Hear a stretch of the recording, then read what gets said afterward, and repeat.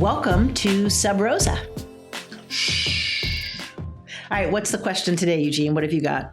Okay, so it's about a dynamic, right? And this is stuff that you can't even do a book on. This guy is he, let's just call him a character. He's a character guy, a very large personality, very very floored, but very good at what he does. And he's come into a place with a lot of I'm just going to editorialize it, call them gray mediocrities, right?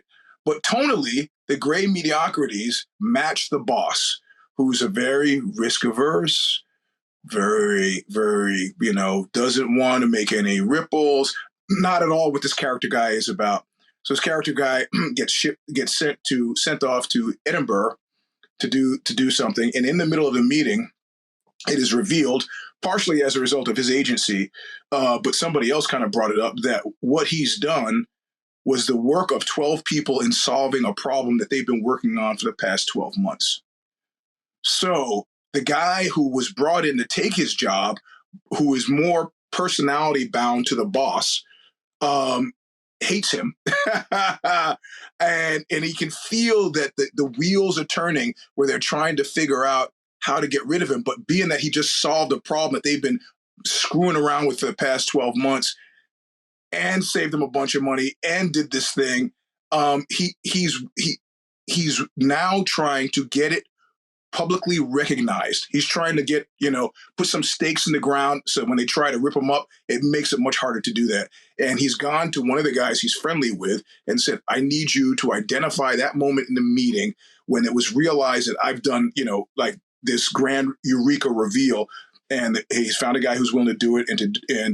And he's like, on the one hand, I know it will alienate the mediocrities, who also includes his boss. On the other hand, I think it makes me impossible to get rid of. And I said, nobody's impossible to get rid of. You want to do like Machiavelli said, not make enemies. But if what you're doing is for the good of the company, I see ultimately these guys are going to have to fold or move on from you so they can keep doing what they're doing without being threatened by your alpha stuff. And that's the advice I gave. But I was not entirely sure.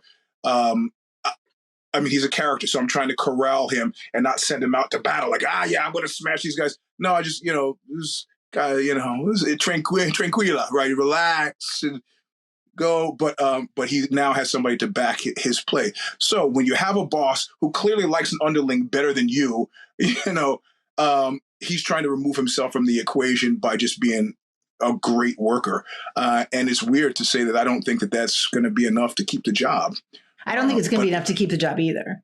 And, and I think it's kind of a rookie mistake, because I thought that too, right? And I've talked about this before. Like I started out in sales, and I had this salesperson's hubris. Like, if I am way over the goal that you told me, then I'm fine. You can't fire me because I'm making more money than you even thought I was going to make. And that has not proven to be true. Right. And in fact, I think part of the challenge is, if you are an outstanding performer, it makes other people threatened.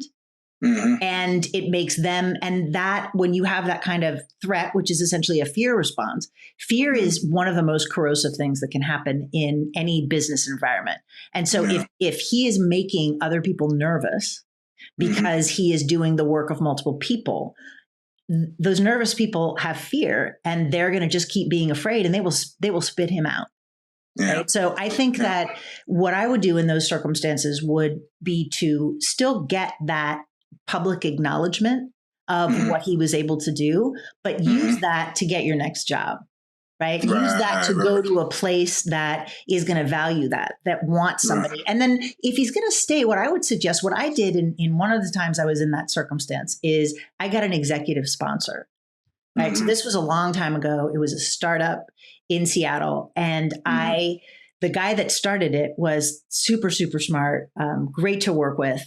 And he understood what I was saying. And he was a founder and an entrepreneur. So when I came in, I said, hey, why don't we do this? He was like, that's a great idea. Go do it. What do you need? Go. And when I was successful, he thought that was great.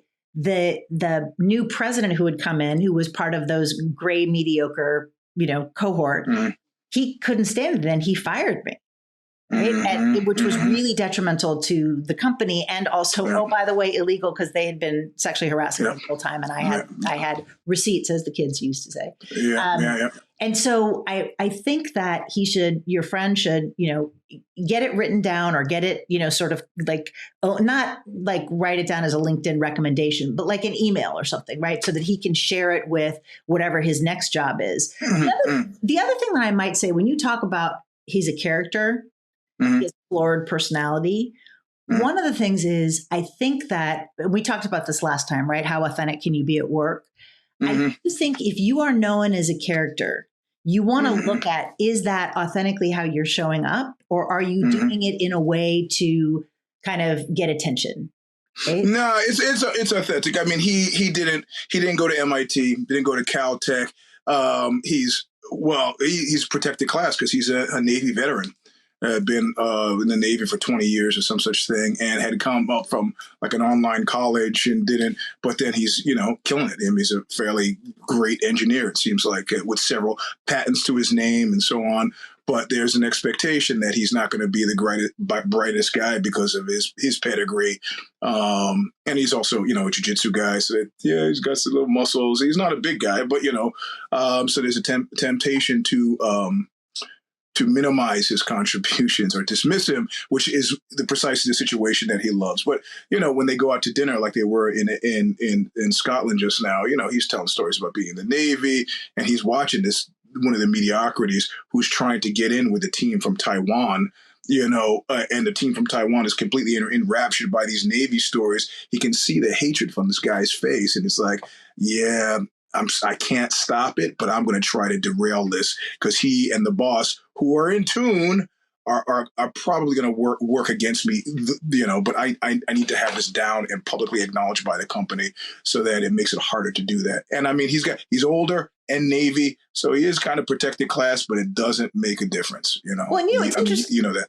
It's interesting because you and I have talked about this before. It's like, I've seen this effect when you have a man who has some of the markers of virility, right? Like he's been in the military, maybe active duty, some sort of, sports performance. And there can be a real like envy of that from men who do not have those traditional markers.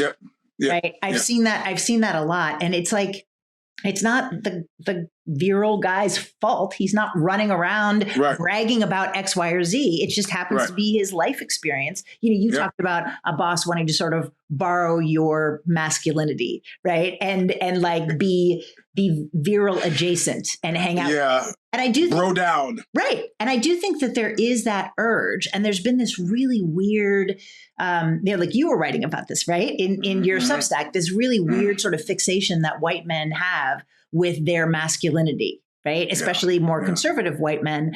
And typically, as I looked at the numbers, that these were upper middle class or upper class guys, right? Right. But the upper middle class guys, I mean, generally, at least in my generation and probably 20 years after, people who went into the military because they couldn't afford to go to college. Right.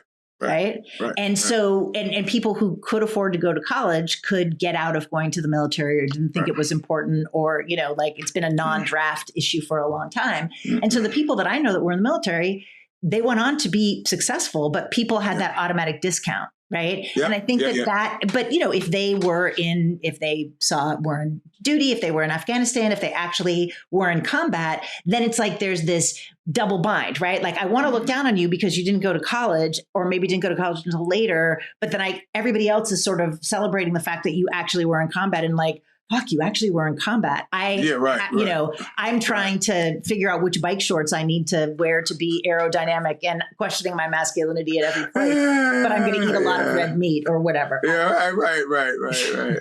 Yeah. I've got an interesting pushback on this Substack from guys who said, I think you're punching down. I go, of course you would think that. I just want you guys to shut up and stop complaining. That's all. So anyway. Yeah, and I think there's a big difference between punching down and naming what is happening. Yeah, exactly. Right. I didn't entertain it. I'm screaming at you to get off my lawn. I pretty much just want you to get off my lawn. All right. Well, that's it for Sub Rosa. If you have any suggestions or questions, send it to us at WTF@badbossbrief.com, and we'll be back at you later. Thanks. Bye. All right. Bye-bye.